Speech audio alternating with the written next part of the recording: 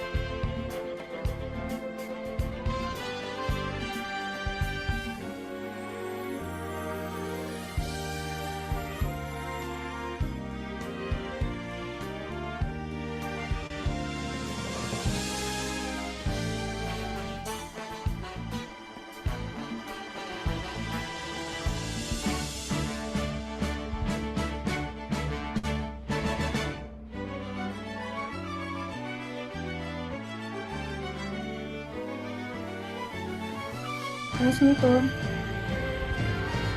Iya, iya, udah siap, udah.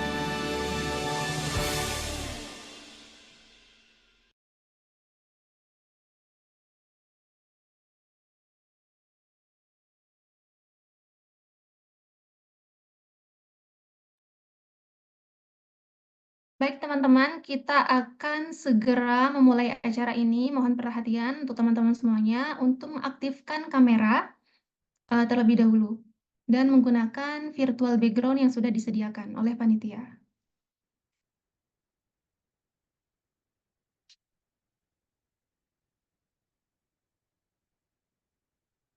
Ya teman-teman, harap untuk mengaktifkan kamera dan menggunakan virtual background. Dan untuk namanya mohon dilengkapi dengan tulisan peserta, kemudian nama lengkap.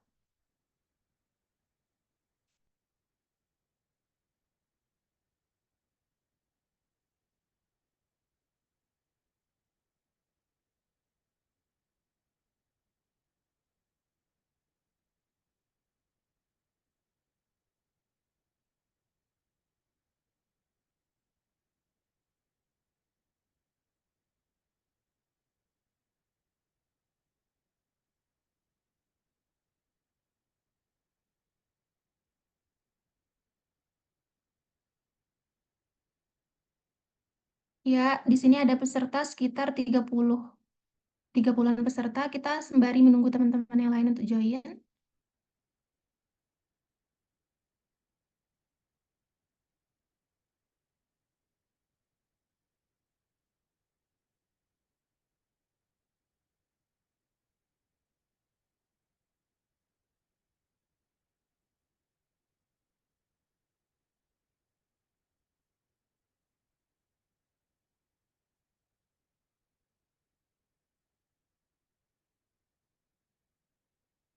Baik, karena waktu sudah menunjukkan jam 9.00, kita akan segera memulaikan acara webinar kita pada pagi hari ini. Baik, bismillahirrahmanirrahim. Assalamualaikum warahmatullahi wabarakatuh. Yang terhormat Bapak Pembina LPDP Kelurahan UIN Maulana Malik Ibrahim Malang, Bapak Profesor Dr. Haji Uril Bahrudin MA, yang kami hormati Lurah LPDP UIN Maulana Malik Ibrahim, Kak Mustafikul Hilmi, yang kami hormati para panitia acara webinar pada pagi hari ini. Kami ucapkan selamat datang dan selamat bergabung kepada teman-teman peserta acara webinar atau sharing session kupas tuntas beasiswa Native LPDP bersama Kelurahan UIN Maulana Malik Ibrahim Malang. Baik teman-teman, sembari menunggu teman-teman yang lain, alangkah baiknya saya akan memperkenalkan diri terlebih dahulu. Saya Indana Ilma Ansarah, biasa dipanggil Indana. Saya merupakan salah satu awardee LPDP UIN Maulana Malik Ibrahim dan sekarang sedang menempuh pendidikan magister di UIN Maulana Malik Ibrahim. Teman-teman, sebelum kita mulai acara ini, saya harapkan, saya himbau sekali lagi untuk teman-teman semua mengaktifkan kamera dan menggunakan virtual background yang telah disediakan oleh panitia, supaya acara ini juga akan segera kita mulai dan para pemateri semangat untuk menyampaikan materinya dengan melihat muka teman-teman yang semangat juga. Oke, di sini saya akan menyapa teman-teman terlebih dahulu. Teman-teman bisa menuliskan nama asal daerah, serta tujuan studi. Insya Allah ini akan menjadi doa kita bersama, semoga semoga mimpi teman-teman semuanya segera terwujud untuk menjadi keluarga besar LPDP secara umum. Baik, teman-teman bisa menuliskan di kolom chat nama, asal daerah, dan rencana tujuan studi mau kemana.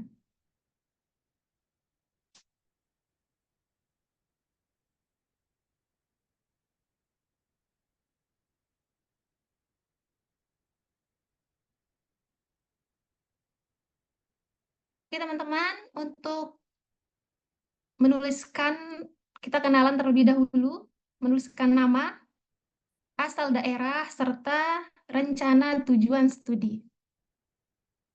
Nah, di sini sudah masuk, ada Kak Ikhwan Nur Rois, asal dari Yogyakarta, tujuan studi UIN Maliki Malang. Keren, Kak. Semoga segera terwujud, bisa menjadi keluarga besar LPDP UIN Maulana Malik Ibrahim Malang. Baik, teman-teman lagi, insya Allah ini akan menjadi doa bersama dan semangat juga untuk teman-teman semuanya. Ada Kak Muhammad Buhori, asal dari Madura, tujuan UIN Malang. Luar biasa sekali, Kak Buhori. Semangat, Kak. Ada Kak Zulkifli, asal Bukit Tinggi, tujuan studi UIN Malang. Ada Muhammad Aldi, asal Padang, tujuan UIN Malang dengan jurusan Pendidikan Agama Islam. Oke, sangat luar biasa sekali antusiasme dari teman-teman. Terakhir saya akan bacakan dari, wah ini jauh banget, Maluku Tenggara. Ada Kak Ramadan Sahwararori, tujuan UIN Malang. Semangat teman-teman semuanya, insya Allah mimpi teman-teman semuanya akan segera terwujud menjadi keluarga besar LPDP UIN Malang maupun dengan tujuan kampus yang lainnya juga. Baik, sebelum mulai acara ini, saya akan membacakan beberapa peraturan untuk para peserta. Yang pertama tadi yang telah saya sebutkan, bahwa teman-teman dihimbau untuk menggunakan virtual background yang sudah disediakan panitia dan menggunakan nama lengkap. Dan informasi tambahan adalah bahwa webinar ini direcord dari awal sampai akhir, dan nanti di akhir sesi akan ada absensi untuk teman-teman mendapatkan sertifikat online. Diharapkan teman-teman untuk men-screenshot selama acara ini berlangsung untuk mendapatkan sertifikat online. Baik, acara selanjutnya adalah mendengarkan lagu Kebangsaan Indonesia Raya dan Mars LPDP. Kepada operator dimohon untuk menampilkan layarnya.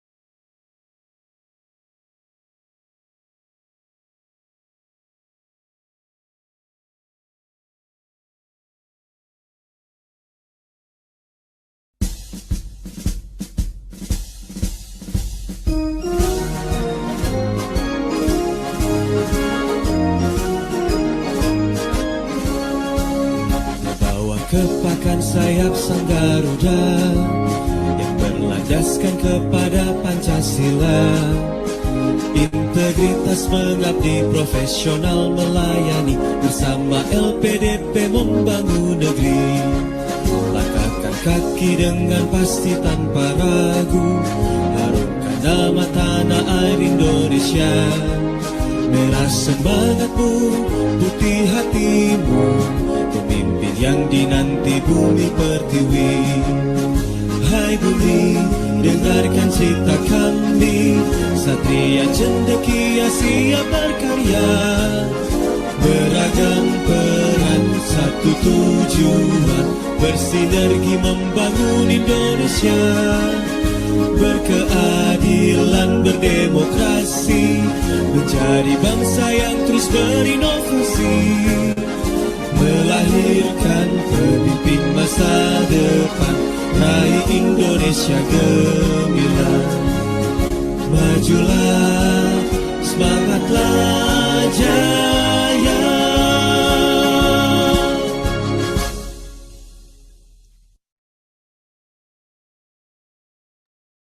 Baik, itulah tadi kita sudah sama-sama mendengarkan lagu Kebangsaan Indonesia Raya dan Mars LPDP. Kemudian acara selanjutnya adalah sambutan dari pembina LPDP UIN Maulana Malik Ibrahim Malang, yakni Bapak Profesor Dr. Haji Uril Bahrudin MA. Kepada Prof. Uril, kami persilakan.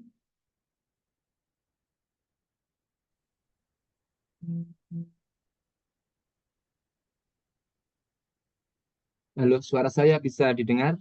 Jelas? Oke, Pak. Jelas, Prof. Aduh, Prof. Oke, terima kasih semuanya. Kawan-kawan, saya mulai.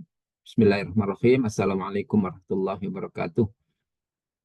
Waalaikumsalam. Waalaikumsalam warahmatullahi Warahmatullahi wabarakatuh. Salam sejahtera untuk kita semuanya.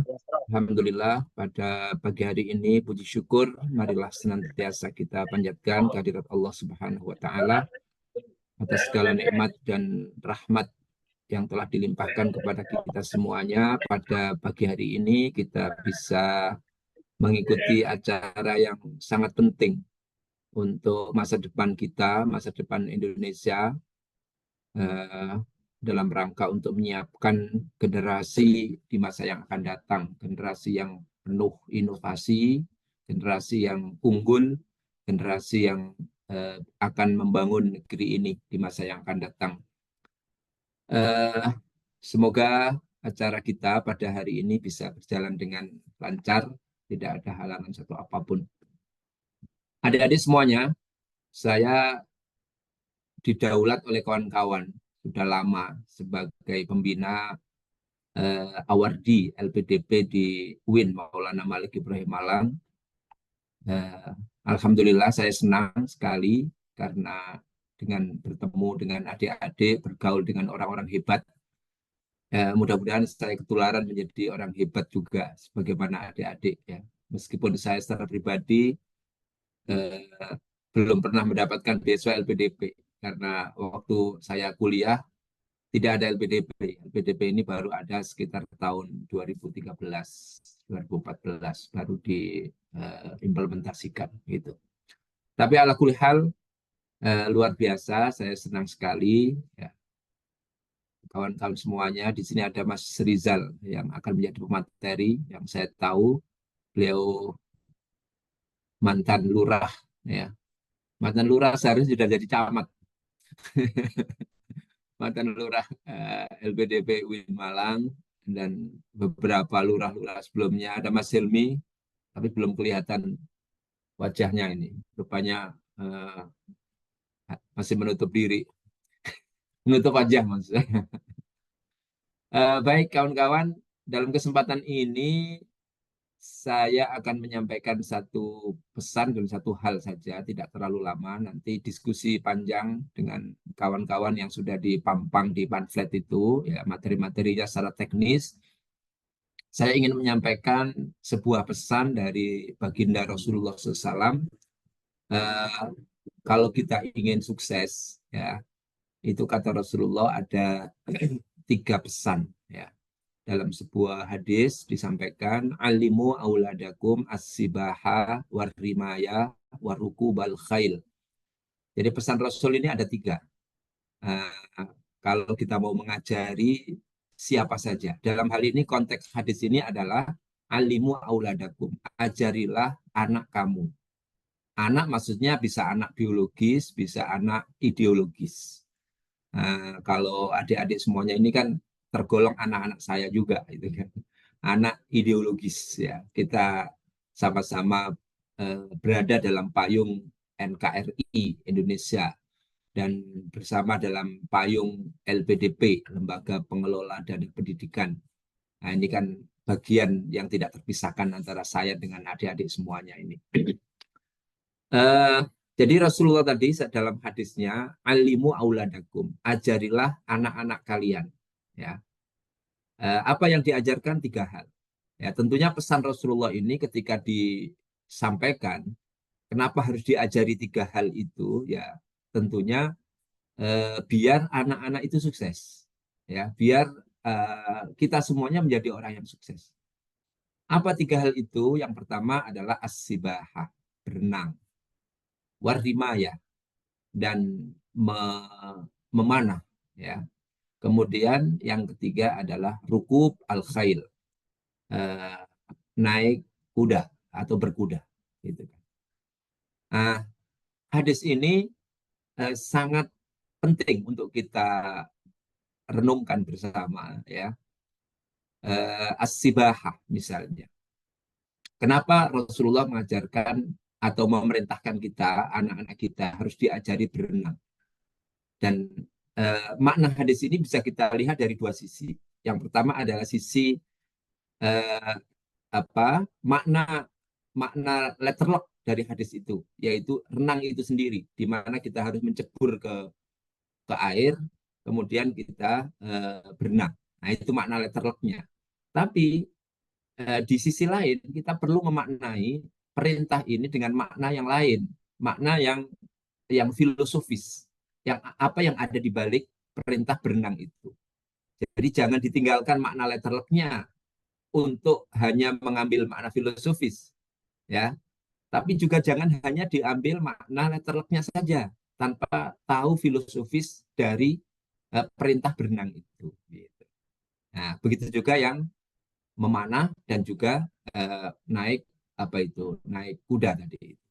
Nah, sekarang kalau makna letterlocknya saya kira kita semuanya sudah tahu, ya.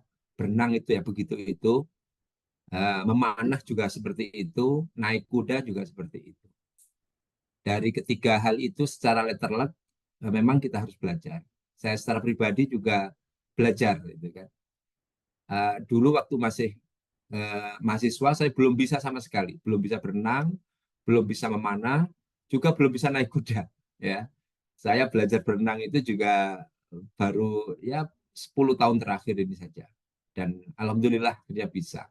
Memanah itu saya juga sudah coba beberapa kali, meskipun dalam latihan itu seringkali bleset, gitu kan. Tidak fokus pada yang saya tuju. Naik kuda saya pernah berlatih. Latihan saya itu di Semarang sebenarnya, di sebuah daerah waktu itu di ada namanya Bandungan kalau tidak salah, dan di beberapa tempat yang lain. Intinya dari 3 hal itu letterlock, saya secara pribadi sudah pernah berlatih, meskipun belum ahli, ya, belum hebat, ya, dalam melakukan 3 hal tadi itu. Nah, yang penting di sini adalah makna filosofisnya. Kenapa Rasul memerintahkan kepada kita untuk mengajari anak-anak berenang? Ya, ternyata kata orang ini, berenang itu adalah olahraga yang paling sempurna, di mana seluruh kekuatan itu kita keluarkan, ya, agar kita berhasil. Coba semua anggota badan kita bergerak, mulai apa saja bergerak. Rambut pun bergerak, kira-kira begitu kalau kita berenang itu kan. Nah, disinilah kesuksesan itu akan kita dapatkan apabila kita memanfaatkan seluruh potensi yang kita miliki. Ya, seringkali institusi atau lembaga itu mendapatkan atau menghadapi atau tidak sukses dalam tanda petik itu gara-gara tidak memanfaatkan seluruh potensi yang dia miliki. Gitu. Itu institusi. Kita juga begitu. Sebagai hamba Allah, sebagai manusia, kita itu punya potensi yang luar biasa. Ya, potensi kita luar biasa. Tidak ada manusia itu yang tidak punya potensi. Itu yang harus kita yakini. Tidak ada manusia yang tidak punya potensi. Manusia pasti punya potensi. Semuanya. Ya, coba adik-adik renungkan dan lihat potensi masing-masing. Sangat banyak sekali.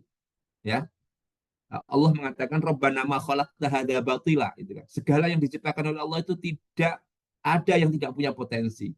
Semuanya berpotensi. Jangankan manusia, ya, apa itu namanya, semut aja punya potensi, batu juga punya potensi, gunung apalagi, gitu kan. Sehingga dalam rangka mencapai kesuksesan ini, pertama pesan Rasulullah as-sibahah tadi itu adalah kita hendaknya menggunakan seluruh potensi, menggerakkan seluruh potensi yang kita miliki.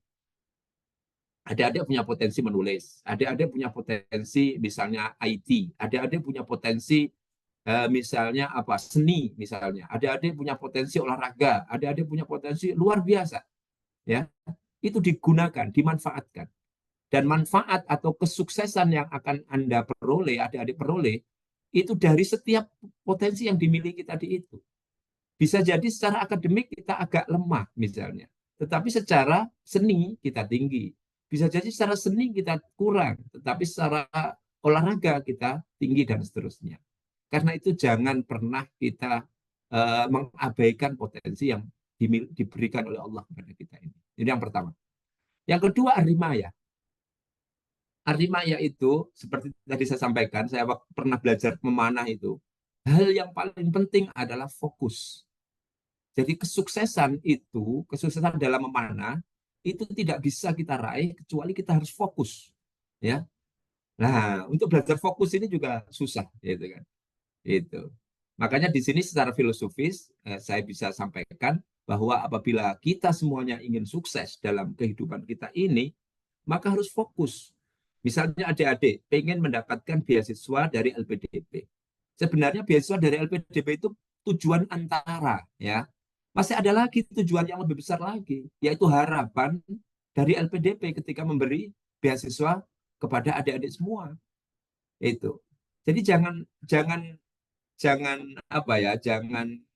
berhenti. Begitu mendapatkan beasiswa LPDP, ya sudah, saya merdeka. Mas Rizal ini sudah dapat 2 kali ini kan, S2 sudah, alhamdulillah, gitu kan. Sekarang S3 coba. Terus sudah berhenti sampai di situ? Enggak. Itu belum kesuksesan, itu hanya perantara. Sukses antara, tujuan antara. Masih ada lagi yang diharapkan oleh LPDP dari Mas Rizal ini. Menjadi orang yang hebat, menjadi orang yang luar biasa setelah lulus dari doktor nanti S3. Nah, untuk itu, filosofis kedua dari hadis Rasulullah tadi itu, kita harus fokus. Ya, saya sering menyampaikan, mungkin Mas Rizal dan kawan-kawan yang pernah interaksi dengan saya sering sampaikan gitu kan, bahwa fokus ini itu perlu kita pilih gitu kan. Misalnya Mas Rizal ini kan jurusan S3 PBA itu kan.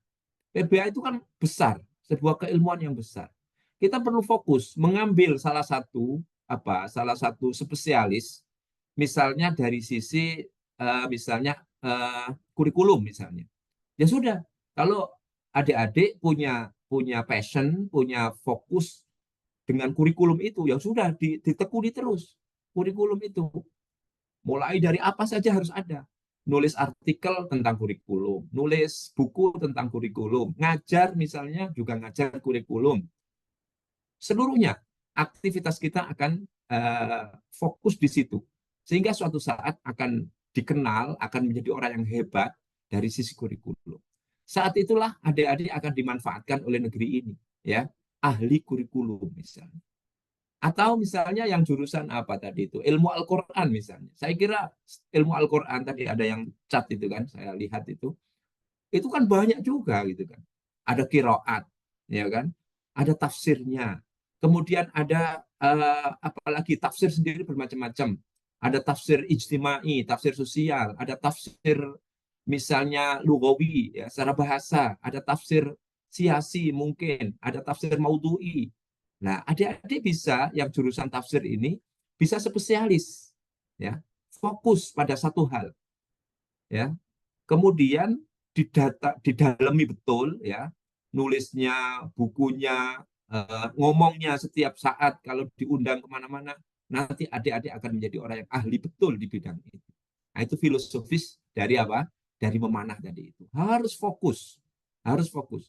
Fokus itu bukan berarti yang lainnya nggak dikerjakan. Yang lainnya tetap dikerjakan, tetap dikaji, tetap dibaca, tetap disampaikan, tetapi harus fokus.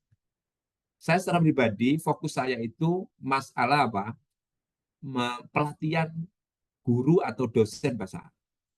Saya memposisikan diri, memfokuskan diri, saya punya keahlian itu. Gitu. Sehingga kalau saya kemana-mana itu, ya mesti yang saya sampaikan itu ya tentang bagaimana menjadi dosen yang baik, bagaimana menjadi guru yang baik, bagaimana mengajar bahasa Arab yang baik, dengan berbagai macam apa namanya cabang-cabang dari kekhususan itu. Meskipun saya mengambil hanya khusus masalah ini, ternyata di dalamnya itu sangat banyak sekali, sangat luas. Gitu kan. Nulisnya juga masalah itu, ngomongnya masalah itu, buat buku pun nanti masalah itu, buat jurnal juga masalah itu. Jadi fokus ini menjadi sesuatu yang penting. Harapannya ke depan nanti dengan fokus yang kita pilih ini, kita akan menjadi orang yang expert ya di bidang itu. Itu. Kalau dulu ulama kita itu memang multi expert, gitu kan. Misalnya ya, siapa itu Imam Syafi'i misalnya, dia ahli fikih, ahli usul fikih, hafal Quran, dia juga ahli sastra. Tapi sekarang ini kan tidak seperti mereka, gitu kan. Zamannya berbeda dan lain sebagainya. Karena itu fokus ini menjadi sangat penting. Oke, yang terakhir yang ketiga biar nggak lama-lama, warukub al-khail. Naik kuda. Naik kuda itu tantangan utamanya adalah mengendalikan. Bagaimana kita mengendalikan kuda itu? Kalau nggak bisa mengendalikan, kita akan terpelanting dan akan jatuh. Nah itu. Artinya apa? Secara filosofis, kita semuanya oleh Rasulullah SAW diminta untuk menjadi apa di sini adik-adik sekalian? Untuk menjadi pemimpin sebenarnya. Jadi umat Islam, orang Islam, kita semuanya ini, manusia ini, diminta atau harus menjadi pemimpin. Bisa mendirikan, mengendalikan, ya, bisa memakmurkan bumi ini, bisa memakmurkan dunia ini. Ya, pengendalian itulah yang dituntut oleh Rasulullah dalam hal ini. Nah, maka kalau kita sukses di dalam memimpin, sukses dalam mengendalikan, pertama tentunya mengendalikan diri kita ya. Yang paling sulit biasanya mengendalikan diri, gitu kan. Kemudian memimpin orang lain dan seterusnya. Maka sesungguhnya itulah kebermanfaatan itu akan kita dapatkan. LPDP sebenarnya menyiapkan orang-orang bisa menjadi pemimpin di masa yang akan datang. Salah satunya adalah mereka adalah orang-orang yang bisa mengendalikan diri, mengendalikan menjadi pemimpin masyarakat, mengendalikan masyarakat dan seterusnya. Ada sekalian, dunia ini kan perlu ada kepemimpinan, gitu kan. Istikhlaf. Kalau bahasa Al-Quran itu seperti itu. Inni ja'ilun fil ardi khalifah. Khalifah itu pemimpin. Dan itulah yang diinginkan oleh LPDP. Beasiswa yang diberikan kepada adik-adik semuanya, ini tujuannya adalah ingin menciptakan agar seluruh awardi LPDP ini ke depan itu bisa menjadi pemimpin. Tentunya pemimpin di levelnya masing-masing. Ada yang mungkin di sekolah, ada yang mungkin di pesantren, ada yang di perguruan tinggi. Mungkin juga ada yang menjadi pemimpin negara, jadi wali kota, dari bupati, dari gubernur, mungkin juga jadi presiden. Dan itulah yang diharapkan oleh LPDP. Pemimpin di masa yang akan datang. Memberikan kontribusi yang real, yang positif untuk negara ini. Itu. Makanya doa-doa kita itu kan diantaranya begitu. Waja'alna lil muttaqina imama. Dan jadikanlah kami lil muttaqina, buat orang-orang muttaqin, apa? Menjadikan apa? Dijadikan sebagai pemimpin. Nah ini adik-adik sekalian yang Mudah-mudahan semuanya sukses semuanya ya. 3 hal yang perlu saya sampaikan. Jadi yang pertama adalah menggunakan seluruh potensi. Yang kedua itu fokus agar kita menjadi orang yang memiliki expert di bidang tertentu. Dan yang ketiga kita menjadi seorang pemimpin yang bisa mengendalikan dunia ini, yang bisa memberikan manfaat untuk masyarakat dengan kepemimpinan yang kita miliki. Terima kasih Mas Hilmi yang sudah mengundang saya, dan silakan nanti didiskusikan bagaimana teknis. Ini kan pendaftaran tahap 2 ini ya, bulan-bulan ini ya. Apa sudah selesai atau belum saya tidak tahu. Nanti secara teknis silakan dikaji, kemudian disiapkan betul ya, karena memang perlu disiapkan. Dan pesan saya juga ya, adik-adik jangan putus asa ketika misalnya gagal di tahap pertama. Maksudnya di kadang-kadang ada yang ikut sekali gagal, 2 kali masih gagal lagi. Jangan putus asa. Nanti bisa yang ketiga, yang keempat, tidak ada masalah. Mungkin kita perlu persiapan lebih mantap lagi, lebih jauh lagi, ya. Jadi persiapannya begitu. Banyak hal, misalnya TOEFL-nya misalnya, atau karya ilmiahnya yang masih harus menulis lagi misalnya, sehingga punya pengalaman organisasi, pengalaman kerja, pengalaman macam-macam. Itu semuanya tolong yang kurang-kurang itu segera dipenuhi, sehingga nanti ketika mendaftar di LPDP itu kemudian yakin sebagai yang menginterview itu yakin kalau misalnya adik-adik nanti ke depan itu punya peluang untuk menjadi orang yang hebat nanti di masa yang akan datang. Terima kasih semuanya. Jazakumullah khairan. Selamat menunaikan atau selamat seminar ini atau apa ini acaranya. Dari saya terima kasih. Assalamualaikum warahmatullahi wabarakatuh. Waalaikumsalam warahmatullahi wabarakatuh. Kami ucapkan terima kasih banyak kepada Profesor Dr. Haji Uril Bahrudin MA selaku pembina LPDP UIN Maulana Malik Ibrahim Malang. Luar biasa sekali sambutan dari beliau, sangat memberikan kita motivasi dan sangat mencerahkan untuk kita semua. Baik, kita akan beranjak ke acara selanjutnya adalah acara inti, yakni penyampaian materi. Namun sebelumnya teman-teman, kami informasikan kembali bahwa teman-teman diharapkan untuk mengaktifkan kamera supaya para pemateri semakin semangat untuk memberikan materi-materi yang sangat luar biasa pada pagi hari ini. Dan ada info menarik juga Mbak Indana, saya teman-teman. izin live ya. Oke, Pak, terima kasih Karena banyak, Pak. ada kegiatan yang lain. Terima kasih untuk semua. Selamat ya. Terima kasih banyak. Baik teman-teman, ada info menarik. Nanti akan ada door prize buku bagi teman-teman para penanya. Jadi diharapkan sekarang teman-teman untuk mengaktifkan kamera dan menyimak materi dengan baik. Kami informasikan sekali lagi bahwa webinar ini akan ada 3 pemateri. Materi pertama akan disampaikan tentang seputar LPDP atau sekilas pandang LPDP. Kemudian materi kedua tentang persiapan pemberkasan ataupun pendaftaran. Dan yang terakhir, yakni tentang tips menulis esai dan proposal disertasi. Jadi untuk menyingkat waktu, kita akan memulai acara inti, yakni ke pemateri pertama. Sebelumnya saya akan membacakan CV dari pemateri pertama, Kak Nur Alfiah. Kak Nur Alfiah merupakan Wardi LPDP UIN Maulana Malik Ibrahim Malang tahun 2024. Beliau berasal dari Malang, Jawa Timur, lulusan dari STIT Al-Urwatul Wuthqa Jombang dengan jurusan Pendidikan Agama Islam. Ada beberapa prestasinya. Yang pertama, Kak Alfiah merupakan lulusan akademik terbaik STIT Al-Urwatul Wuthqa Jombang tahun 2022, merupakan meraih juara 1 Lomba Pidato Nasional, dan meraih juara 1 Lomba MC Religi yang diadakan oleh Fatayat NU Ngantang tahun 2024. Baik, saya sapa terlebih dahulu. Halo Kak Alfiah.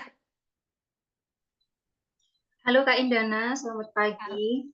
Selamat pagi Kak. Apakah sudah siap menyampaikan materi pada pagi hari ini? Siap, insya Allah. Luar biasa sekali. Baik, kalau gitu kami informasikan materi akan disampaikan maksimal 30 menit. Disilakan kepada Kak Nur Alfiah. Baik, terima kasih atas waktu yang telah diberikan oleh moderator. Saya awali. Assalamualaikum warahmatullahi wabarakatuh. Bismillahirrahmanirrahim. Alhamdulillahirabbil alamin wa astagfirullahaladzim. La haula wala quwata illa billahil aliyil azim. Allahumma shalli wa sallim ala sayyidina Muhammadin al-Fatih lima ughliq wal khatim lima sabaq nasyirul haqqi bil haqq wal hadi ila siratikal mustaqim wa ala alihi wa sahbihi haqqa qadri wa miqdaril azim, amma ba'd. Yang terhormat Pembina Kelurahan LPDP UIN Maulana Malik Ibrahim Malang, Profesor Dr. Haji Uril Bahrudin MA, yang kami hormati Lurah LPDP UIN Maulana Malik Ibrahim Malang, beserta pengurus dan segenap panitia, pemateri hari ini, Kak Zohri, Kak Rizal, dan juga teman-teman pejuang LPDP yang tergabung dalam Zoom meeting pagi ini. Puji syukur kehadirat Allah Subhanahu wa taala atas segala karunia-Nya. Shalawat dan salam harus senantiasa kita sanjungkan kepada baginda kita Nabi besar Muhammad Rasulullah SAW. Dalam hal ini saya diberikan amanah untuk menyampaikan materi pertama berkaitan dengan selayang pandang berkaitan dengan beasiswa LPDP, native LPDP atau beasiswa LPDP yang asli. Mohon kepada panitia untuk berkenan membantu kami untuk share screen.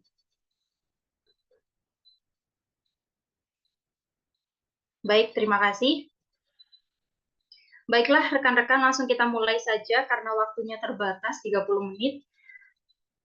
Fokus pembahasan kita adalah tentang selayang pandang LPDP atau seputar LPDP. Dalam hal ini saya mengambil topik pintu emas pendidikan berkualitas mengupas tuntas beasiswa LPDP bersama saya Alfia. Selanjutnya, teman-teman, mungkin banyak di antara kita yang masih bertanya-tanya tentang beasiswa LPDP. Sebenarnya LPDP itu apa? Kemudian Awardi, Agardi itu apa? Kelurahan, beasiswa, CPB, PMB kampus, banyak sekali istilah-istilah yang terlintas dalam seputar ketika kita akan mendaftar beasiswa LPDP dan kita belum tahu. Perlu diketahui lebih dahulu, Direktur Utama LPDP adalah Bapak Andin Hadianto. Sudah kami tampilkan di dalam slide. Beliau adalah Direktur Utama. Dan kemudian gambar kedua yang ada di bawahnya itu adalah Direktur Beasiswa LPDP, Bapak Dwi Larso, PhD. Teman-teman, masih banyak di antara kita, para pejuang LPDP itu yang masih bertanya-tanya dan kemudian berstatement. Dan kemudian bertanya, apakah ketika kita mendaftar beasiswa di kampus itu otomatis kita menjadi awardi LPDP? Maka jawabannya adalah tidak. Sekali lagi, tidak. Perlu ditekankan dalam hal ini bahwa pendaftaran LPDP tidak sama dengan pendaftaran kampus. Jadi teman-teman yang ingin menjadi awardi beasiswa LPDP itu harus melalui dua proses atau dua tahap yang berbeda. Calon awardi harus daftar di kampus dan juga daftar beasiswa LPDP. Dan tidak semua kampus itu memiliki tahapan yang sama dengan LPDP, dalam arti tanggalnya mungkin tidak selaras. Jadi bagaimana kita memanage seperti itu. Mana yang diperjuangkan dulu? Apakah kita mendaftar beasiswa dulu ataukah kita mendaftar kampus dulu? Nah, ini based on us. Jadi tergantung kepada kita. Kita harus menyesuaikan dengan situasi kita, kondisi kita, pertimbangkan dengan bijak. Selanjutnya, teman-teman pejuang LPDP, sekali lagi bahwa pendaftaran seleksi beasiswa LPDP RI itu berbeda dengan seleksi masuk perguruan tinggi atau seleksi penerimaan mahasiswa baru di kampus. Apa bedanya? Kalau seleksi beasiswa LPDP itu adalah proses di mana ketika kita mendaftar kepada lembaga penyelenggara beasiswa yang akan membiayai studi kita. Dalam hal ini, karena kita berbicara tentang beasiswa LPDP yang asli, maka adalah LPDP yang langsung ditangani dalam naungannya Kementerian Keuangan RI, LPDP Kemenq RI. Nah, sedangkan pendaftaran PMB perguruan tinggi itu adalah proses di mana kita mendaftar ke kampus atau perguruan tinggi yang kita tuju untuk melanjutkan studi. Misalnya, kita ingin mendaftar di kampus UIN Maulana Malik Ibrahim Malang, maka kita mengikuti seleksi PMB di UIN Malang. Kita misalnya ingin mendaftar di UB, nah berarti kita mengikuti seleksi yang ada di UB. Kita ingin mendaftar di UI, berarti mengikuti SIMAK UI. Kita ingin mendaftar di UGM dan seterusnya. Pun demikian ketika kita ingin mendaftar ke luar negeri. Jadi kita mendaftar ke kampus yang kita tuju. Itu namanya kita mengikuti seleksi kampus. Dan itu dua hal yang berbeda dengan seleksi beasiswa LPDP. Jadi bukan berarti kalau kita daftar di kampus otomatis dapat beasiswa, kalau jalur beasiswa tidak. Jadi sendiri-sendiri teman-teman. Apakah teman-teman mengejar beasiswa dulu ataukah mengejar kampusnya dulu? Dan keduanya boleh. Itu based kepada situasi kita seperti itu. Baik, selanjutnya kita lanjutkan. Kita tadi sudah membahas tentang bahwasanya kalau kita mendaftar beasiswa di kampus itu berbeda dengan mendaftar kampus, tentu saja. Nah, perlu kita pahami bersama beasiswa LPDP itu sebenarnya beasiswa apa? Kan masih banyak dari kita yang masih awam tentang beasiswa LPDP itu sendiri. Baik teman-teman pejuang LPDP, perlu kita pahami bersama bahwasanya beasiswa LPDP itu adalah program beasiswa pendidikan Indonesia yang pendanaannya itu bersumber dari DPPN dan dikelola langsung oleh LPDP. DPPN itu apa? Dana Pengembangan Pendidikan Nasional. Jadi amanat daripada undang-undang negara kita itu mengamanahkan 20% anggaran negara itu dialokasikan untuk bidang pendidikan. Kemudian lebih lanjut ada namanya dana abadi pendidikan. Nah, kemudian adalah muncul istilah disebut sebagai DPPN itu tadi. Nah, pengelolaannya dikelola oleh LPDP. LPDP itu apa? Lembaga Pengelola Dana Pendidikan. Nah, lembaga ini lembaga yang seperti apa? LPDP itu adalah lembaga penyelenggara beasiswa yang ada di bawah naungannya Kementerian Keuangan RI yang menyediakan pembiayaan studi lanjut jenjang magister dan doktoral, tanda kutip di sini S2 atau S3, di perguruan tinggi terbaik, baik yang ada di dalam negeri maupun di luar negeri. Bagi siapa? Putra-putri terbaik bangsa Indonesia. Sasarannya LPDP ini siapa? Tentu orang-orang yang memiliki visi misi yang sejalan dengan LPDP. Misinya LPDP itu adalah mempersiapkan pemimpin dan profesional masa depan yang mendorong inovasi demi terwujudnya Indonesia yang sejahtera, demokratis, dan berkeadilan. Maka yang dicari itu calon pemimpin, orang-orang yang profesional di masa depan dan inovatif. Nah, perlu ditekankan di sini bahwa banyak sekali beasiswa yang ada di Indonesia. Teman-teman, beasiswa LPDP sendiri itu ada dua jenis. Ada beasiswa yang murni, yang asli, yang native, kalau dalam bahasanya dalam webinar ini, dan ada beasiswa LPDP yang sifatnya kerjasama. Yang kita bahas hari ini adalah fokus pada beasiswa yang asli, yaitu beasiswa yang dikelola langsung oleh Lembaga Pengelola Dana Pendidikan di bawah naungan Kementerian Keuangan, yaitu LPDP Kemenkeu. Ada lagi di luar itu namanya beasiswa kerjasama dengan LPDP. Misalnya, Kementerian Agama itu menyelenggarakan beasiswa yang namanya BIB. Itu sumber dana dari LPDP, tapi pengelolanya Kemenak. Nah, namanya beasiswa BIB. Di bawah naungannya Kemenak. Ada lagi Kemendikbud, bekerja sama dengan LPDP, pendanaannya dari LPDP, tapi pengelolanya Kemendikbud. Ada namanya beasiswa BPI, kemudian beasiswa Indonesia Maju, dan sebagainya. Banyak sekali. Tapi yang kita bahas hari ini fokus kepada beasiswa LPDP yang langsung dikelola oleh Lembaga Pengelola Dana Pendidikan, yaitu LPDP Kemenkeu. Jadi jelas ya teman-teman, bahwa intinya beasiswa LPDP ini menyasar kepada studi jenjang magister dan doktoral untuk seluruh putra-putri terbaik bangsa tanpa terkecuali. Dan ini sifatnya fully funded.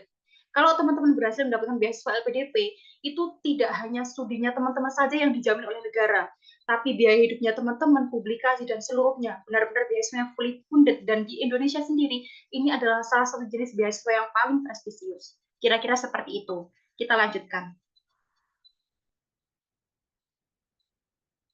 Teman-teman, ada 3 hal mendasar yang wajib diketahui jika ingin kita tahu tentang LPDP itu apa. Jenis programnya apa, jalur seleksinya bagaimana, tahapan seleksinya bagaimana. Ini nanti secara khusus atau mendetilnya akan dijelaskan oleh pemateri 2. Nah, dalam hal ini saya hanya membahas yang umum-umumnya saja. Jadi teman-teman, LPDP ini banyak sekali jenis programnya. Ada beasiswa umum, ada afirmasi, ada targeted, prioritas, kerjasama, bahkan double degree pun ada. Dan ini nanti untuk yang targeted, afirmasi, dan beasiswa umum akan dibahas oleh pemateri 2. Jadi saya fokus pada beasiswa yang lainnya.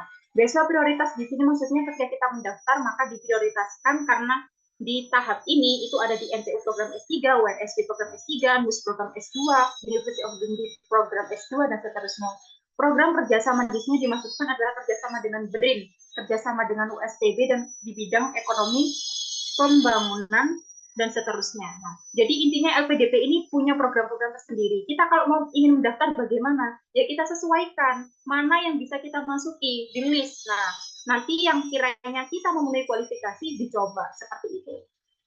Berikutnya adalah jalur seleksi. Untuk bisa menjadi seorang awardee LPDP, kita kan harus mendaftar seleksi. Nah, ada dua jalur teman-teman. Ada namanya jalur LOE, ada nama jalur non-LOE. LOE itu apa? LOE itu Letter of Admission atau Letter of Acceptance. Itu adalah surat yang menyatakan bahwa teman-teman itu sudah dinyatakan resmi menjadi mahasiswa di suatu perguruan tinggi tertentu. Nah, itu namanya teman-teman dapat LOE. LOE pun ada dua, ada conditional, ada unconditional. Nah, yang diminta LPDP, kalau misalnya teman-teman yang jalur LOE, ini adalah LOE yang unconditional, yang tanpa syarat, yang tidak harus melakukan, yang sekiranya tidak menggugurkan ketika belum terpenuhinya suatu syarat tertentu. Kira-kira seperti itu. Nah, kalau misalnya teman-teman ini daftar ya jalur LOE, kondisinya teman-teman udah jadi diterima di suatu perguruan tinggi tertentu, kan udah punya LOE, apalagi yang unconditional, maka teman-teman bisa melakukan proses LPDP dengan jalur yang LOE. Nah, ini teman-teman bisa skip proses yang kedua. Jadi setelah administrasi lolos misalnya bisa langsung gas menuju proses seleksi substansi seperti itu. Keuntungannya kalau jalur yang LOE. Nah, jadi satu perguruan tinggi yang dituju udah punya LOE dan unconditional. Yang kedua adalah yang jalur non-LOE. Ini jalurnya secara umum. Jadi teman-teman harus melalui 3 tahap seleksi. Seleksi administrasi, seleksi bakat skolastik, dan juga seleksi substansi. Jadi kalau teman-teman belum memiliki LOE, misalnya ngejar beasiswanya dulu, nah berarti teman-teman sasarannya berarti adalah daftar beasiswa LPDP dulu. Ketika sudah dinyatakan jadi calon penerima beasiswa, udah dapat SK, baru teman-teman apply di kampus untuk mengejar LOE dan kemudian menjadi awardee. Kira-kira seperti itu. Bagaimana cara kita mendapatkan LOE? Ya daftar kampus. Bagaimana kita mendaftar kampus? Yang mengikuti seleksi kampus.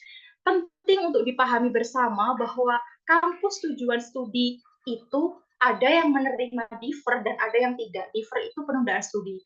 Jadi kalau dulu LPDP itu mensyaratkan tidak boleh ongoing. Nah, mungkin seiring berjalannya waktu sekarang sudah boleh. Jadi intinya adalah bagaimana teman-teman mempertimbangkan kampus saya ini bisa defer tidak? Apakah saya daftar kampus dulu? Apakah saya ini daftar beasiswa dulu? Kira-kira seperti itu. Jelas ya teman-teman.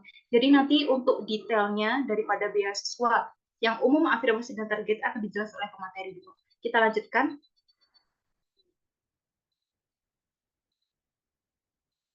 Baik, secara umum akan kita ulas sedikit tentang tahapan seleksi LPDP. Kuncinya itu lolos administrasi, lolos tes bakat skolastik bagi yang jalur non-LOE, dan juga lolos seleksi substansi. Supaya kita lolos administrasi bagaimana? Ya memenuhi syarat. Supaya kita tahu kita memenuhi syarat atau tidak, baca buklet, budayakan membaca ya. Bagaimana kita akan bisa memimpin negara, bagaimana kita bisa dipercaya dengan awardee kalau membaca saja tidak mau. Bertanya tapi nggak mau membaca, ini kan budaya yang tidak baik. Budaya kan mau membaca buklet, download bukletnya, baca satu-satu. Oh, saya cocok beasiswa ini, oh saya kurang cocok dengan ini. Saya bisa masuk jalur A, jalur B, jalur C, mana ya yang lebih cocok dengan saya? Dicari, mau membaca. Kedua, melengkapi seluruh berkas yang sesuai dengan ketentuan. Kalau diminta misalnya IPK-nya minimal sekian, kok IPK kita belum memenuhi, ya jangan memaksakan diri, ya otomatis gagal. Kalau misalnya skor TOEFL-nya minimal sekian, kita nggak memenuhi, ya jangan memaksakan diri, ya otomatis gagal. Karena dalam sistem seleksi administrasi itu based on dokumen, jadi benar-benar yang diminta harus sesuai, seperti itu. Berkas yang diunggah harus valid. Jangan sampai kita ada inisiatif untuk kemudian memasukkan dokumen, karena segala bentuk kecurangan yang kita lakukan, ini nanti ada pertanggungjawabannya. Bahkan lebih buruknya nanti kalau sampai ketahuan oleh LPDP, kita akan di blacklist dan itu akan kita tidak bisa mendaftar untuk selamanya. Ini kan mengerikan ya. Ya jadi jangan sampai ada khawatirnya itu kan kita daftar di suatu misalnya tes TOEFL, tes IELTS, terus kemudian kita nggak tahu kalau itu tidak resmi. Kita upload, nah ternyata itu lembaganya tidak sesuai. Nah itu kan mengkhawatirkan ya. Nah, jadi perlu jeli dalam memilih lembaga untuk kita khususnya untuk bahasa asing itu tadi. Untuk TBS supaya kita lolos bagaimana? Kita harus mempelajari materi yang diujikan tentu saja. Apa yang diujikan? Penalaran verbal, penalaran kuantitatif, pemecahan masalah, dan SGP. Dan kita harus sering berlatih soal sejenis. Practice makes perfect. Jadi bagaimana kita bisa mengerjakan soal yang sebanyak itu dalam waktu 135 menit dan dengan intensitas soal yang sedemikian itu kalau nggak disiasati ya nggak bisa teman-teman, apalagi kita itu harus memenuhi passing grade seperti itu. Nah, penalaran verbal ini penalaran yang sifatnya itu menalar logika seperti sinonim, antonim, analogi dan semacamnya. Kemudian untuk kuantitatif di sini biasanya darat dan bilangan, kemudian perpangkatan, kuadrat, sinkostan dan semacam itu. Kemudian pemecahan masalah ini nanti misalnya ada pernyataan A, pernyataan B. Nah, kemudian kita diminta untuk menyimpulkan dari pernyataan A, B itu berarti kesimpulannya bagaimana. Nah, seperti itu. Kalau SJT di sini itu sifatnya penilaian kepribadian. Dan SJT ini nanti ketika kita seleksi TBS ini nilainya dari informasikan, jadi sifatnya rahasianya LPDP. Untuk nilai yang 3 tadi, yang kuat, yang penalaran verbal, kuan dan juga pemecahan masalah nanti nilainya muncul langsung setelah kita submit, tapi untuk yang SJT ini sifatnya tidak diinformasikan. Jadi jenis soalnya itu seperti misalnya kamu menjadi pemimpin di organisasi A, terjadi masalah B, apa yang kamu pilih? Yang A, opsi A, B, C, D, semuanya benar sebenarnya, tapi tinggal karakter kita pilih yang seperti apa. Ingat, kuncinya adalah jangan selfish, tapi jadilah kontributif. LPDP tidak mencari orang egois, tapi orang yang mau memberikan dampak, meskipun kecil, tapi berdampak bagi lingkungannya, kira-kira seperti itu. Kemudian menyiapkan perangkat ujian dan merencanakan antisipasi kemungkinan terburuk. Nah, kita kan ada kalanya dapat tes ini yang sifatnya offline, ada yang online. Nah, barangkali kok dapatnya online, siapkan perangkat sebaik mungkin. Nanti kalau tiba-tiba jaringannya tidak stabil bagaimana? Jangan sampai karena teknis menggagalkan kita. Ini kan hal yang sayang sekali ya. Jadi kita usahakan supaya kita itu mensiasati kemungkinan terburuk. Dan berikutnya adalah besaran passing grade itu berubah-ubah, nggak bisa ditentukan kemarin tahap ini sekian, sekarang sekian, tahun lalu sekian. Nah, ini based on rata hasilnya TBS peserta dalam tahapan yang berlangsung. Boleh jadi tahap satu tahapnya berbeda. Jadi nanti pendaftarnya seberapa, rata-rata bagaimana, nah itu yang akan menentukan. Dan itu tiap tiap jenis program itu biasanya berbeda. Dan berikutnya adalah substansi. Substansi sendiri ini adalah bagaimana kita memahami diri sendiri, menguasai apa yang kita tulis dalam isai, dan bisa mempertanggungjawabkannya. Kita harus bisa menjaga integritas dan konsistensi, membranding diri tanpa terlihat sombong. Nah, meyakinkan interviewer bahwa kita itu adalah kandidat terbaik yang memang layak menjadi award dan sudah siap studi. Kuncinya di situ. Selanjutnya. Nah, kunci menjadi awal di LPDP itu ada dua. Satu konsistensi, dua kontribusi. Kalau kita mau studi lanjut, jelas dulu. Cita-citanya apa, impiannya apa. Punya impian yang jelas. Mimpi yang baik untuk Indonesia. Perjelas itu dulu. Nah, motivasi lanjut studi itu karena memang kita butuh belajar. Bukan karena mengejar gengsi. Teman-temanku S2 semua, S3. Berarti aku minimal harus S2 lah. Nggak gitu konsepnya ya. Jadi bagaimana kita itu memaknai cita-cita kita itu yang mulia. Impian yang memang itu memberikan dampak bagi kemaslahatan umat seperti itu. Setelah kita punya motivasi yang kuat, kita harus punya rencana yang terstruktur. Rencana jangka pendeknya apa, jangka menengahnya apa, jangka panjangnya bagaimana, dan be realistis. Ingin jadi presiden, untuk kapasitasnya apakah memungkinkan? Proses menuju menjadi presiden itu kan melalui berbagai tahap. Nah, jadi harus realistis ya teman-teman. Punya cita-cita yang tinggi, is okay. Realistis untuk meraih itu bagaimana? Itu perlu diperhatikan. Dan untuk mendukung itu, kita perlu namanya bukti pendukung. Buktinya kalau kamu emang benar-benar ingin meraih cita-cita itu dengan rencana kamu yang seperti itu, buktinya apa? Di masa lalu kita sudah melakukan apa? Di masa ini kita ngapain? Di masa depan kita mau apa? Harus jelas. Prestasi kita misalnya apa? Keaktifan dalam kegiatan sosial misalnya. Pencapaian akademik dan non-akademik ini tidak terbatas pada sesuatu yang sifatnya nilai saja. Bagaimana kita mau berkenan melawan kegiatan volunteer, yaitu sifatnya tanpa pamrih, itu juga sebuah pencapaian. Dan itu perlu kita sampaikan bahwa itu adalah yang mendukung kita. Di masa lalu kita melakukan ini, di masa sekarang kita melakukan ini, dan di masa depan kita melakukan ini. Dan itu relate.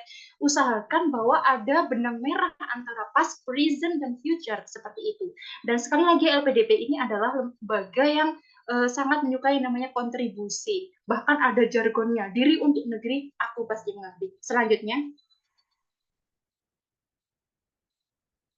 Ini sekilas saja, jadi teman-teman intinya harus paham, kalau mau daftar LPDP jangan hanya wacana, tapi realisasikan. Tahu apa itu LPDP, tahu bagaimana proses seleksi kampus, tahu memproses yang baik, kemudian ikhtiar sebaik mungkin, berdoa dan minta dukungan. Eksekusi, jangan hanya berencana saja. Buat timeline yang jelas, jangan hanya awang-awang ya. Selanjutnya.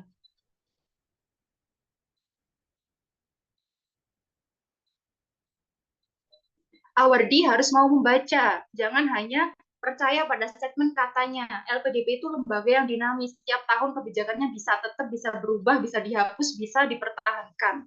Tahap 1 dan tahap 2 di tahun yang sama bisa beda kebijakan. Jangan menyalahkan orang lain, tapi budayakan mau membaca. Hal penting mendasar jadi calon awardi itu punya tekad yang kuat, kemudian punya tujuan yang jelas, terarah, terstruktur. Kita harus bisa personal branding bahwa kita ini memang layak jadi awardi tanpa terkesan sombong. Kemudian persiapan yang baik dan matang, siap berkontribusi untuk Indonesia, dan kita optimis menjadi awardi LPDP. Bagaimana orang lain akan yakin kalau kita ini mampu, kalau diri kita sendiri itu tidak yakin pada diri sendiri. Itu penting. Selanjutnya. Nah, kita itu dalam seleksi substansi harus peka, paham kondisi sekitar, memiliki solusi. Apa yang kamu tawarkan? Nah, tanamkan bahwa kita harus kontributif, bukan selfish. Kita harus jadi apa adanya dan realistis. Nggak usah our di LPDP misalnya, mau di Ayunda, Tasya, Kamila, artis. Ya beda lah ya, kita tidak memiliki privilege seperti mereka. Ya jangan kemudian kita muluk-muluk kemudian mengusahakan jenis kontribusi yang sama dengan artis. Nah, yang lingkungan kita bagaimana? Di lingkungan terdekat kita bagaimana? Bukan sesuatu hal yang wow, tapi sesuatu yang kecil tapi berdampak. Itu yang ditekankan. Benang merahnya apa dan maknai setiap pengalaman. Jadilah unik, otentik, komprehensif, spesifik, punya timeline yang jelas dan antisipatif. Kita harus niat, kita harus bertekad, kita harus nekat. Kalau nggak sekarang, kapan lagi? Persiapkan dengan baik baru daftar. Jangan daftar asal-asalan, coba-coba. Ini kita saingan se-Indonesia. Musuh terbesarnya adalah bukan orang se-Indonesia, tapi diri kita sendiri. Apakah kita layak, apakah kita sudah siap studi? Seperti itu. Ikhtiar, doa, dan tirakat. Apalagi kita yang background-nya Muslim ya. Segala sesuatu harus diikhtiarkan. Baik itu ikhtiar kepada Allah dan juga ikhtiar dari kita sebagai manusia. Lanjut.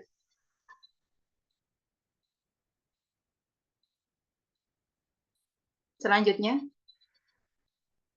Nah, ini tahapan seleksi untuk yang jalur di tahap yang kedua ini ya teman-teman. Intinya itu timeline-nya silakan diakses di www.lpdpkemenq.go.id. Budayakan mau buka website jangan cuma di muka saja, dijelajahi. Jalur mana yang dicari, PTN yang dituju yang mana, karena masing-masing perguruan tinggi di setiap jalur program itu beda-beda. Dilihat apakah jurusan Anda, apakah tujuan studi Anda itu ada di listnya LPDP, itu dipahami, harus mau membaca.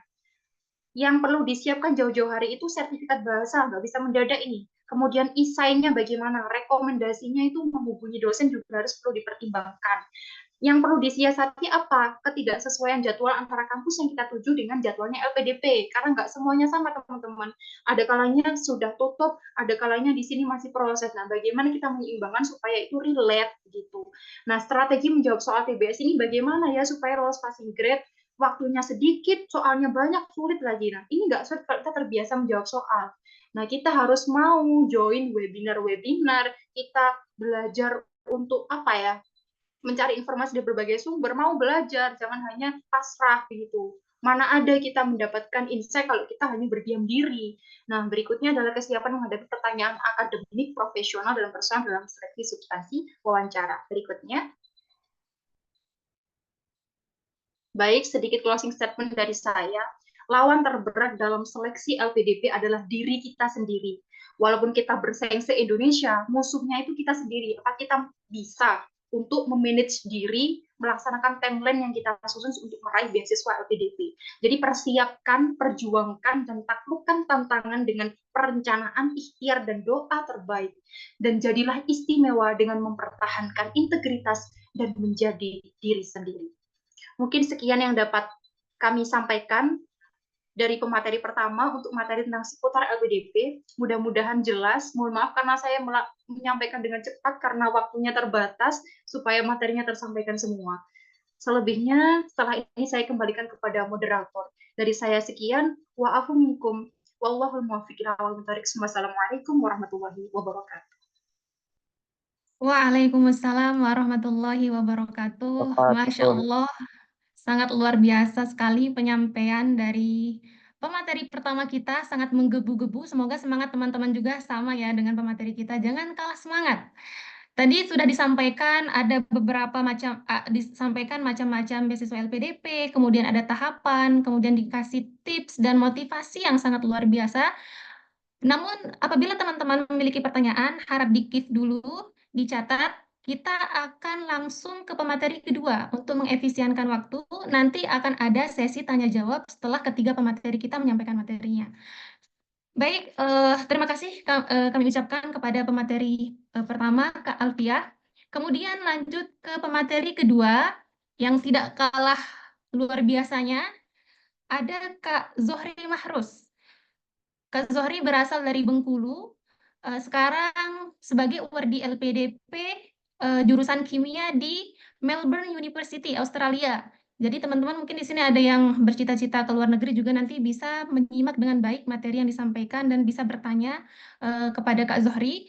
Saya akan membacakan sedikit prestasi dari Kak Zohri. Yang pertama, Kak Zohri merupakan penerima beasiswa bidik misi Kemdikbud 2018 sampai 2021, merupakan delegasi internasional Summer Program di University Science Malaysia tahun 2019, merupakan delegasi Provinsi Bengkulu pada pemilihan Duta Bahasa Nasional tahun 2021, dan delegasi Universitas Bengkulu pada National University Debating Championship tahun 2021. Jadi masih banyak sekali prestasi-prestasi yang telah ditoreh oleh Kak Zohri maupun pemateri yang pertama, namun itu sedikit saja yang saya bacakan. Untuk mempersingkat waktu, sebelumnya saya akan sapa Kak Zohri terlebih dahulu. Selamat pagi Kak, waktu Indonesia, dan siang ya di Australia sekarang. Ya benar. Halo, selamat pagi Dana. Selamat pagi teman-teman. Selamat pagi, selamat siang Kak, waktu Australia. Bagaimana Kak, kabar Kak Zohri? Alhamdulillah baik, masih aman. Ya. Baik. Baik, kalau gitu langsung saja Kak, maksimal 30 menit untuk menyampaikan materinya. Oke, baik. Terima kasih teman-teman. Terima kasih Indana, kemudian tadi Mbak Nur, kemudian Mbak Ica yang udah undang saya. Mereka semua adalah teman-teman saya pada saat pengayaan bahasa di UNS beberapa bulan yang lalu. Terima kasih. Saya akan membagikan layar.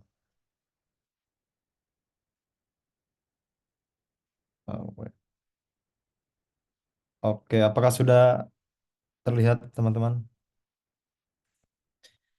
Oke, Sudah. saya akan menyampaikan terkait pengalaman saya di sini. Sebenarnya terkait penjelasan LPDP secara umum atau secara general tadi udah dijelaskan oleh Mbak Nur, dan aku penjelasan Mbak Nur sangat komprehensif.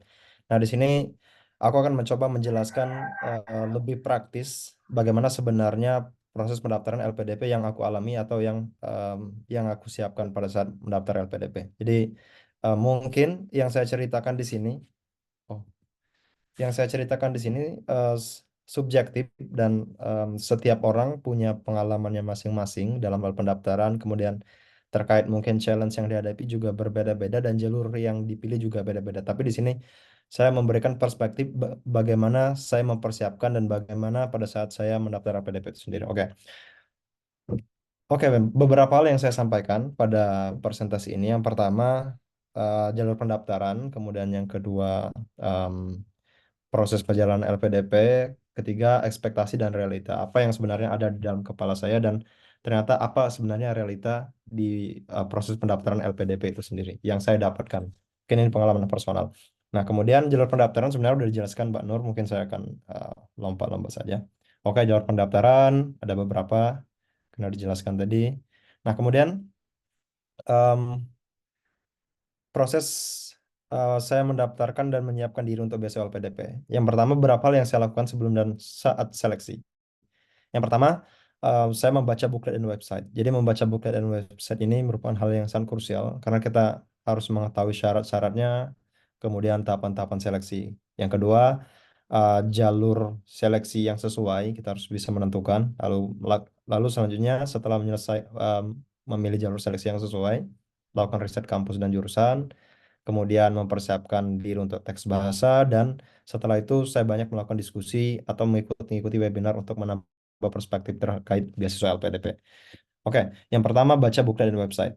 Jadi teman-teman, seperti yang disampaikan Mbak Nur tadi, jadi kita harus banyak membaca dan harus benar-benar melek terkait persyaratan, kemudian terkait persyaratan seleksi, dan juga jalur yang ada di LPDP.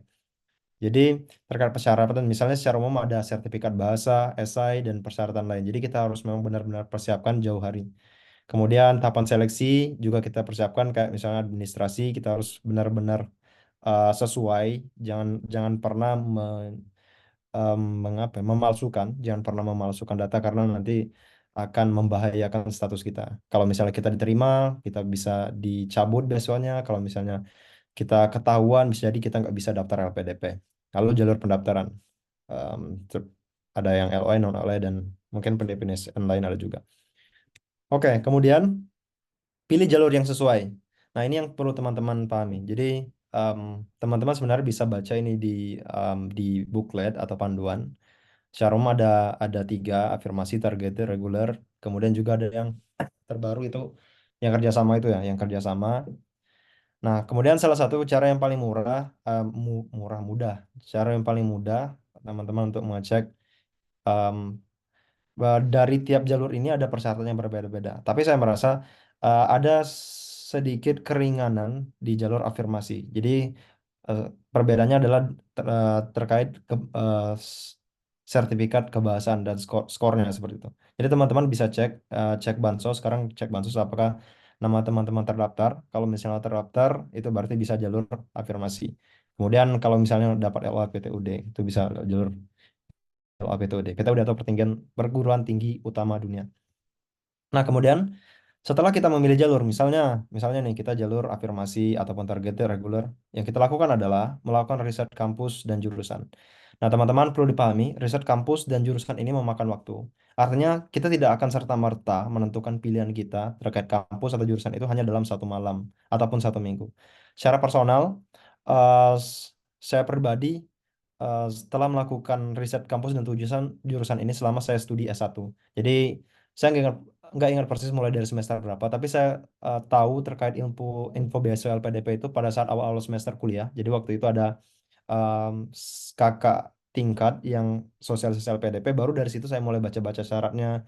Kemudian dari situ juga saya mulai riset-riset kampus.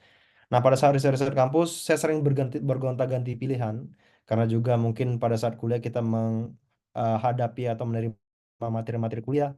Kadang-kadang saya berpikir, oh ternyata materi ini lebih menarik, oh ternyata ini lebih menarik, kayaknya saya mau masuk jurusan ini nanti, oh kayaknya saya mau masuk jurusan itu.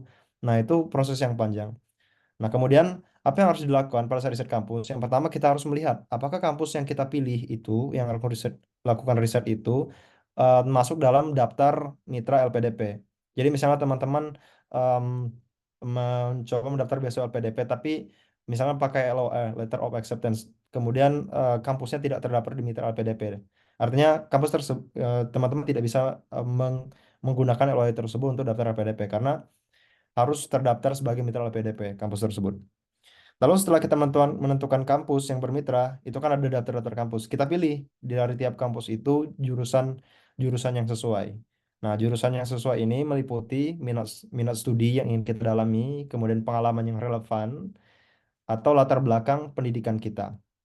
Nah, saya secara pribadi memilih beberapa kampus. Kemudian dari beberapa kampus tersebut saya pertimbangkan pertama misalnya minat studinya kampus-kampus pilihan tersebut sama. Kemudian pengalamannya, kemudian latar belakangnya. Oke, sebelum saya mendaftar LPDP, saya sempat bingung antara mendaftar linear di bidang kimia lagi atau saya akan mendaftar neuroscience. Karena pada saat itu saya tertarik, kayaknya nanti kalau misalnya ada kesempatan lanjut S2 beasiswa, saya mau lanjut neuroscience. Nah, tetapi dengan penuh pertimbangan, saya berpikir kalau semisalnya saya mendaftar LPDP dan karena latar belakang S1 saya kimia, kemudian lanjut LPDP apply bidang neuroscience, sepertinya akan sangat susah saya defend atau justifikasi pada saat wawancara. Kenapa? Karena pertama latar belakang saya kurang relevan, walaupun ada kesangkut pautnya sedikit. Kemudian yang kedua, saya tidak punya background atau experience terkait bidang neuroscience. Jadi kalau misalnya saya daftar, tentu akan sangat sulit saya menjustifikasi bagaimana saya meyakinkan pewawancara bahwa saya layak untuk diterima, bahwa saya istilahnya dengan keinginan saya tersebut bisa diterima. Jadi tentu itu menjadi pertimbangan.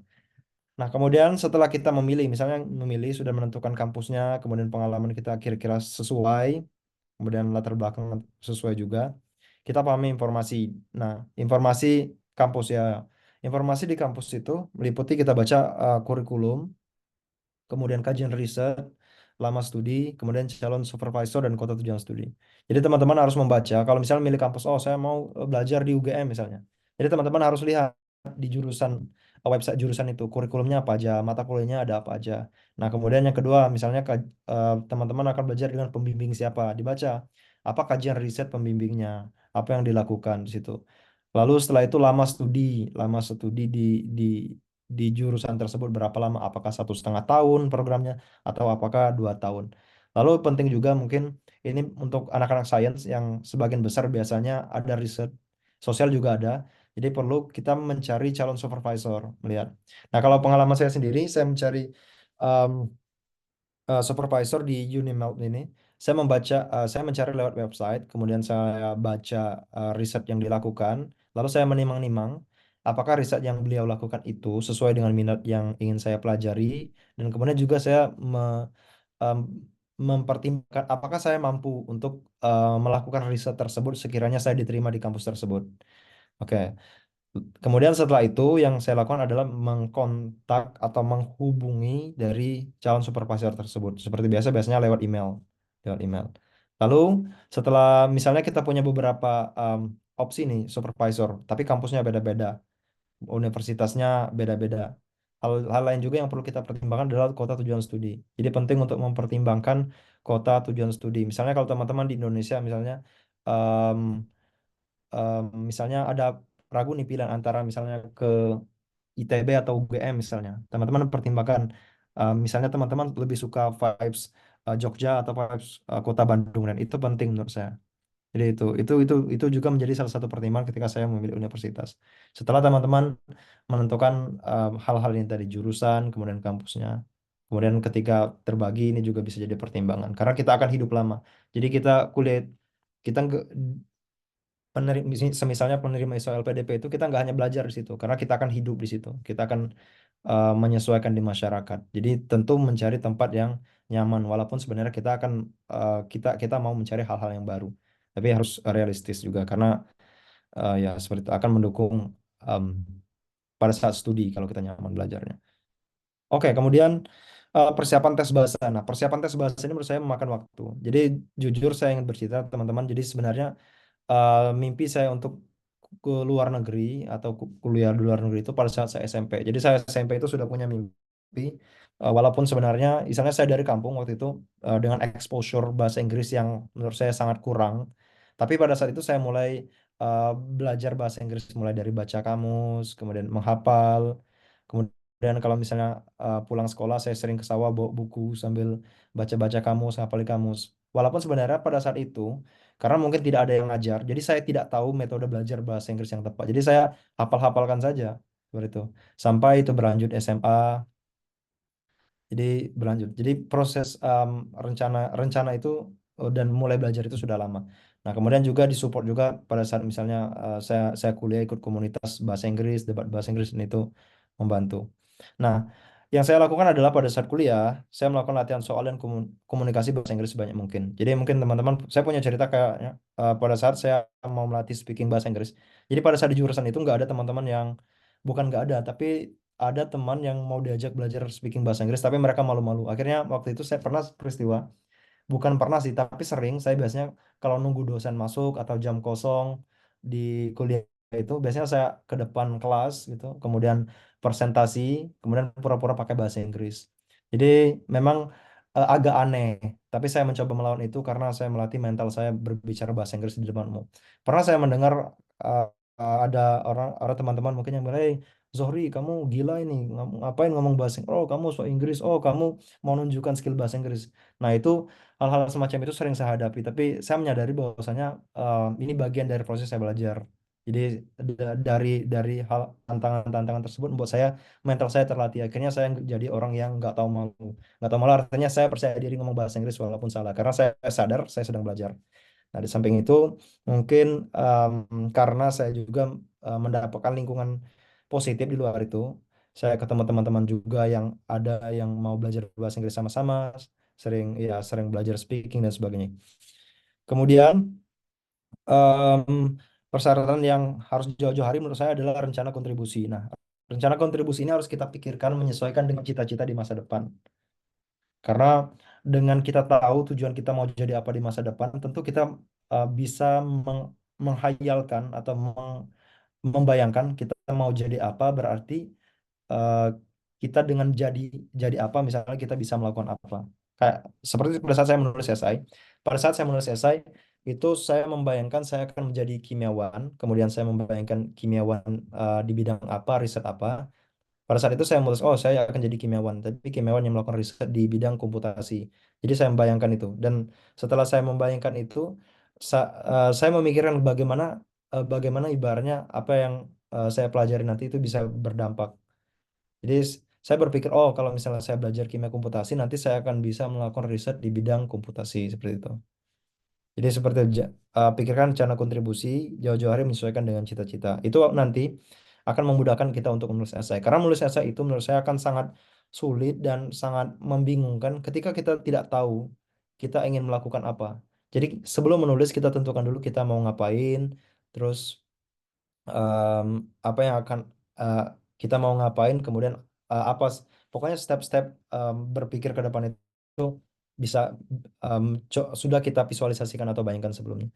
Mungkin saya bercerita kepada teman-teman. Jadi sebenarnya LPDP itu em, kalau menurut saya ibaratnya esainya itu menginginkan orang yang punya rencana, tapi rencana yang dibuat itu adalah rencana yang clear dan kemudian realistis seperti itu.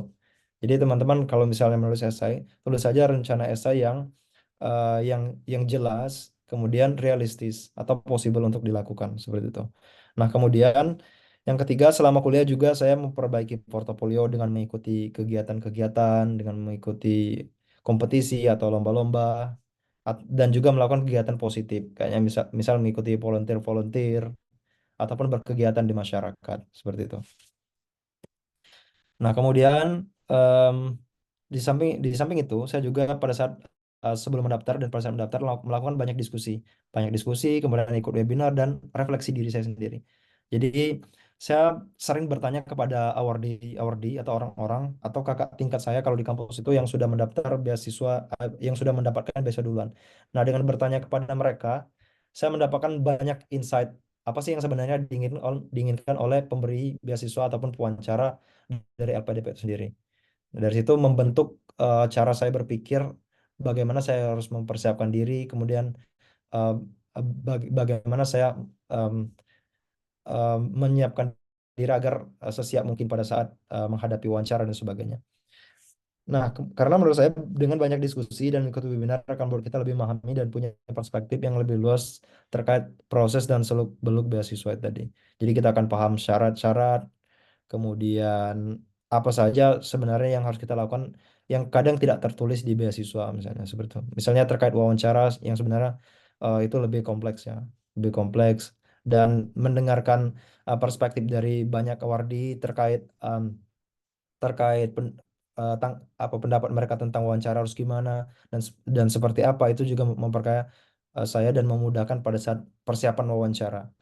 Nah, kemudian yang penting adalah refleksi diri, membuat lebih bisa memahami posisi dan potensi yang memiliki. Jadi pada akhir-akhir sebelum saya submit aplikasi beasiswa, saya beberapa kali em, mendapat nasihat ataupun pengarahan dari para awardee yang tanpa saya bertanya atau dalam hal ini kakak kakak tingkat saya yang udah duluan, itu mereka bilang, oh Zor, kamu harus refleksi dulu. Karena dengan refleksi diri nanti pikiran kita bisa jernih. Nah, refleksi diri itu seperti apa? Kita harus memikirkan kita ini siapa, kemudian em, apa yang mau kita lakukan, kemudian apa yang akan kita lakukan itu em, possible atau enggak, kemudian niat kita ini udah tulus atau enggak. Jadi itu penting. Karena dengan refleksikan diri, kemudian memurnikan niat, itu menurut saya jujur itu memudahkan saya untuk menceritakan atau menggambarkan ataupun menuliskan di esai atau juga menceritakan di wawancara nanti. Jadi seperti itu. Jadi kita berusaha menjadi lebih baik bukan hanya karena beasiswa, tapi kita berusaha menjadi lebih baik dengan tujuan bahwasanya supaya kita bisa bermanfaat untuk orang lain seperti itu. Nah, kemudian ekspektasi dan realita pada saat sebelum dan sesudah saya mendaftar LPDP. Jadi ekspektasi dulu pada saat saya mau apply tujuan kampus luar negeri, saya berpikir apakah esai yang saya tulis harus bahasa Inggris. Nah, kemudian juga saya berpikir apakah nanti memang wawancaranya akan full bahasa Inggris. Yang ketiga, lalu situasi pada saat wawancaranya seperti sidang skripsi mungkin ataupun seminar skripsi. Kemudian saya juga berpikir kalau wawancara dirasa lancar, apakah lulus dan orang yang seperti apa yang sebenarnya yang akan lulus pada saat atau setelah wawancara LPDP itu. Nah, kemudian saya juga berpikir apakah dengan punya LOA terlebih dahulu itu menjamin kita lulus. Lalu saya juga berpikir kayak apakah LPDP itu mencari orang yang punya prestasi lomba banyak misalnya atau seperti apa. Lalu saya juga berpikir em, jurusan pada saat daftar LPDP itu apakah harus linear ataupun tidak. Ternyata realita yang saya dapatkan adalah setelah mendengar dari teman-teman yang mendapat beasiswa, kemudian apa yang sudah saya alami, ternyata bahasa esai itu opsional. Jadi kita bisa menulis bahasa dalam bahasa Indonesia atau bahasa Inggris, walaupun tujuannya luar negeri ataupun dalam negeri. Nah, kemudian bahasa wawancara juga menyesuaikan pewawancara. Jadi kalaupun misalnya tujuannya dalam negeri, bisa juga dapat wawancaranya dalam bahasa Inggris. Begitupun misalnya tujuannya luar negeri bisa juga wawancaranya dalam bahasa Indonesia. Nah, kalau saya kemarin itu tujuannya luar negeri, tapi persentase wawancaranya menurut saya eh, mungkin 70% bahasa Indonesia, 30% bahasa Inggris. Artinya tergantung pewawancaranya. Jadi hal ini sangat subjektif. Nah, kemudian situasi wawancara em, tergan- eh, itu tergantung pewawancara. Ada pewawancara yang mungkin em, menurut kita agak kaku, ada yang pewawancara yang asik. Nah, pengalaman saya pribadi teman-teman pada saat saya wawancara, jadi waktu itu saya wawancara pukul 3 sore. Nah, 2 jam sebelum itu saya sudah masuk Zoom karena kita sudah dikasih Zoom, tapi di waiting room. Nah, pada saat mungkin 20 menit lagi sebelum wawancara, saya ngantuk, saya merasa ngantuk, kemudian tertidur. Dan kemudian saat itu saya tiba-tiba terbangun, ternyata pewawancaranya sudah ada di room Zoom itu. Jadi ada 3 orang. Ada 3 orang, ada 2 orang bapak-bapak dan 1 ibu-ibu. 2 orang bapak-bapaknya bersilang tangan seperti ini. Lalu saya terbangun karena saya tertidur depan kamera, maaf bapak, maaf ibu. Akhirnya mereka ketawa. Ya udah, kamu udah siap belum? Saya jawab, saya siap Pak. Oh ya udah, kamu cuci muka dulu sana. Akhirnya saya cuci muka seperti itu. Dan ternyata pada saat itu wawancaranya berlangsung sangat santai menurut saya. Walaupun pada saat saya baru bangun itu tiba-tiba ditanya tentang materi kuliah, materi kuliah kimia dan saya nggak bisa jawab waktu itu, teman-teman. Jadi ini agak lucu. Nah, setelah wawancara saya merasa kayaknya saya nggak lulus. Ya. Ini ditanya materi kuliah, saya nggak paham. Tapi alhamdulillah lulus ternyata. Jadi em, sangat tidak terprediksi. Ya, hasil wawancara sangat tidak prediksi. Mungkin kita merasa lancar, tapi belum tentu hasilnya lulus. Mungkin kita merasa nggak lancar, belum tentu hasilnya